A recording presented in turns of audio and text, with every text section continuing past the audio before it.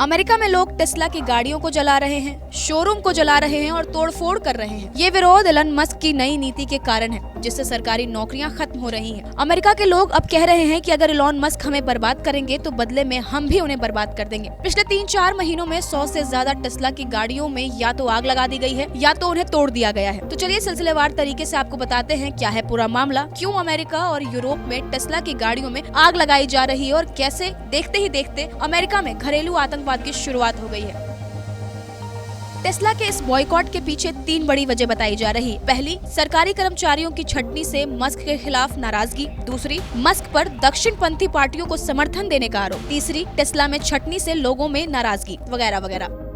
अब सब घटनाएं ऐसे समय पर हो रही हैं जब जल्द ही टेस्ला के इंडियन मार्केट में एंट्री की खबरें हैं।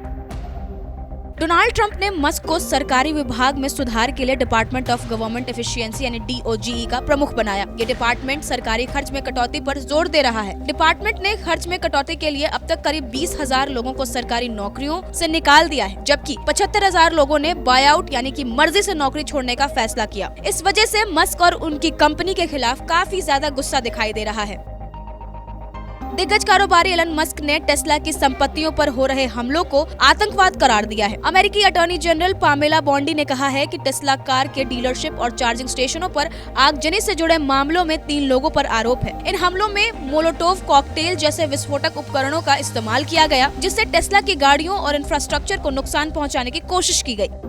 टेस्ला के बहिष्कार और कारों को जलाने से मस्क और उनकी कंपनी को भी बड़ा नुकसान हुआ है। टेस्ला की एक गाड़ी की कीमत करीब 42 लाख रुपए है। ऐसे में इन हमलों के बाद टेस्ला को करीब 150 करोड़ से भी ज्यादा का नुकसान हो चुका है। अगर लोगों का ये विरोध जारी रहता है तो आने वाले दिनों में टेस्ला की बिक्री पर भी सीधा असर देखने को मिल सकता है। इन हमलों के बाद अमेरिका के राष्ट्रपति डोनाल्ड ट्रंप ने इसकी तुलना घरेलू आतंकवाद से कर दी। ट्रंप ने सोशल मीडिया पर किए गए पोस्ट में लिखा, जो लोग टेस्ला की कारों में तोड़फोड़ करते हुए पकड़े जाएंगे उन्हें 20 साल तक की जेल हो सकती है और इसमें फंड देने वाले भी शामिल होंगे। हम आपको ढूंढ रहे हैं।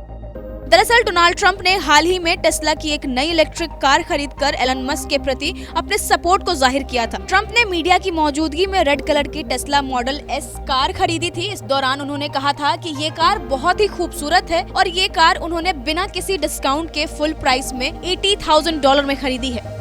टेस्ला ने एक आधिकारिक बयान जारी कर कहा है कि ये विरोध राजनीति से प्रेरित है और कंपनी अपने ग्राहकों को सर्वश्रेष्ठ सेवाएं देने के लिए प्रतिबद्ध है। इस प्रदर्शन के पीछे का दूसरा बड़ा कारण ट्रंप का दक्षिणपंथी पार्टियों को समर्थन देने का रिएक्शन है।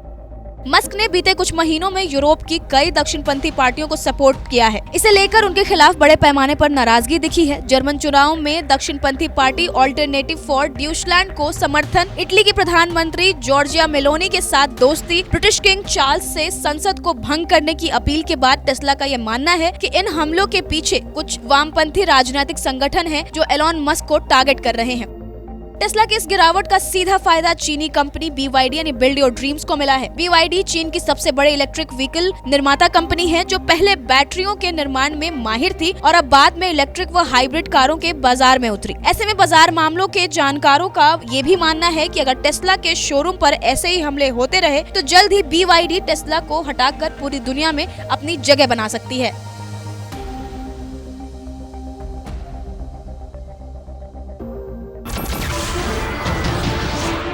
नमस्कार, मैं हूं मानक गुप्ता। अगर आपको हमारा ये वीडियो पसंद आया हो तो इसे लाइक और शेयर जरूर करें और हाँ, हमें सब्सक्राइब और फॉलो करना ना भूलें ताकि आप देश और दुनिया की कोई खबर मिस ना करें। तो जुड़े रहिए हमारे साथ और देखते रहिए न्यूज़ 24।